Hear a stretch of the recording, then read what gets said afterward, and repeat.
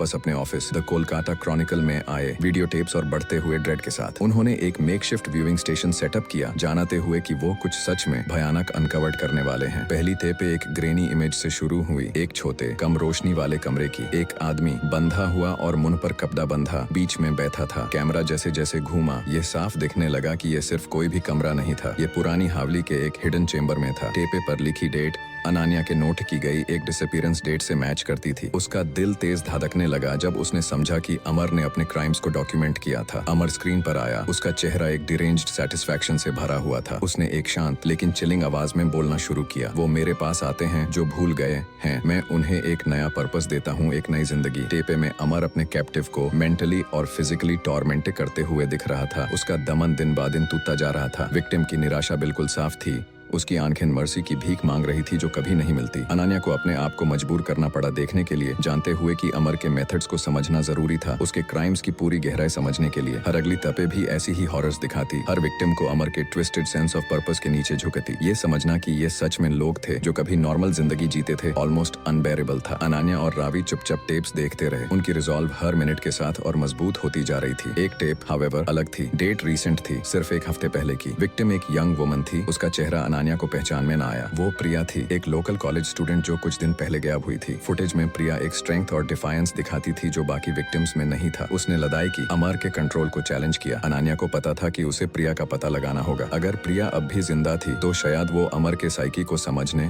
और बाकी विक्टिम्स के फैमिलीज को क्लोजर देने की कुंजी हो सकती थी। अनान्या ने इंस्पेक्टर रजत शर्मा से कांटेक्ट किया जो पुरानी हवेली के इन्वेस्टिगेशन को लीड कर रहे थे। उसने अपनी फाइंडिंग्स शेयर की, एम्फसाइजिंग कि प्रिया को लोकेट करना जरूरी है। रजत अग्री हुए और एक टीम असेंबल किया गया जो हवेली की थरो सर्च कर रही थी, टेप्स में दिखाई जगहों पर फोकस करते हुए। जैसे ही उन्होंने डिक्रेपिट बिल्डिंग को कम किया, टीम ने और हिडन चेंबर्स अनकवर किए, हर एक से ज्यादा डिस्टर्बिंग। एक रूम में उन्हें विक्टिम्स की पर्सनल बिलोंगिंग्स मिले, ज्वेलरी, क्लोथिंग और डायरीज तक। ये आइटम्स उनके अब्रप्टली और वायलेंटली इंटरप्टेड लाइव्स का पिक्चर पेंट कर रहे थे। फिर एक छोटे कंसील्ड रूम में बेसमेंट के नीचे उन्होंने उसे पाया। प्रिया जिंदा थी लेकिन बैरली, उसे अंधेरे में रखा गया था। उसकी स्पिरिट ऑलमोस्ट ब्रोकन लेकिन उसकी विल टू सर्वाइव इंटैक्ट। उसे हॉस्पिटल ले जाया गया जहां उसकी रिकवरी शुरू हुई। अनन्या फ्रीक्वेंटली प्रिया से मिलने लगी, उसकी स्टोरी को पीस टुगेदर करते हुए। प्रिया ने अपनी ऑडियल हैरोइंग डिटेल में बताई अमर कैसे उसकी विल को तोड़ने की कोशिश कर रहा था। उसने साइकोलॉजिकल गेम्स, फिजिकल टॉर्मेंट और रेस्क्यू की होप को पकड़े रहने का बयान किया। जब प्रिया रिकवर कर रही थी, अनन्या और रजत टेयरलेसली काम कर रहे थे एविडेंस कंपाइल करने में ताकि अमर कभी और किसी को हार्म न कर सके। केस की मीडिया कवरेज ने विक्टिम्स के फैमिलीज को क्लोजर दिया, लेकिन एक डीपर कॉन्वर्सेशन भी स्पार्क किया मेंटल हेल्थ और सिस्टम की इनएडिक्वेसीज के बारे में जो अमर को फ्रीली घूमने दे रही थी। ट्रायल स्विफ्ट और डिसाइसिव था। अमर को multiple counts of kidnapping, torture और मर्डर का गिल्टी पाया गया। उसे life imprisonment without the possibility of parole की सजा मिली। कोर्टरूम विक्टिम्स के फैमिलीज से भरा था, हर एक जस्टिस और पीस की तलाश में। अनान्या के आर्टिकल्स इस केस पर एक पावरफुल नैरेटिव बने विजिलेंस और